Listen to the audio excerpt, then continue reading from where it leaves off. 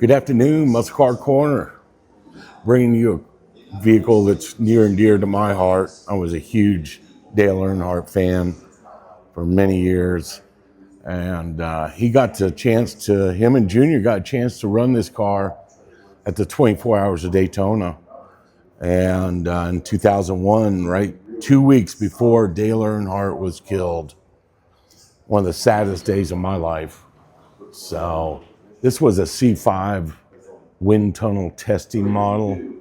Pretty neat.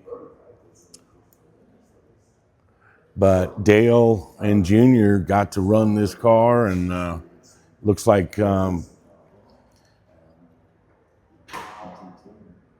Earnhardt Sr. Corvette finished fourth overall and second in class behind the other Pratt & Miller C5R, which captured the overall victory.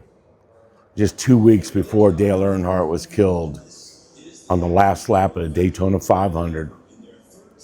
So this has got a lot of history to it, and Earnhardt's, with this car, just super cool.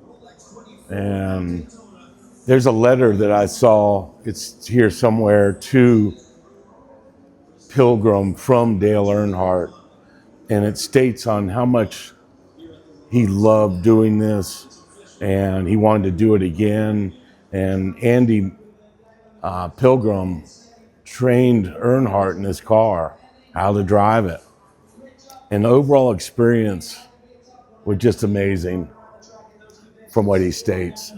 So there it is, back in the day at Daytona with Dale Sr., just good stuff.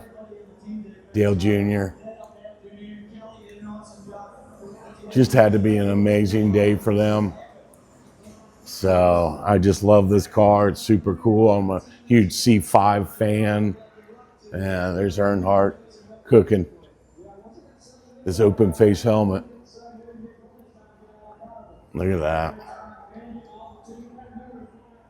This letter right here is just amazing from Dale Sr.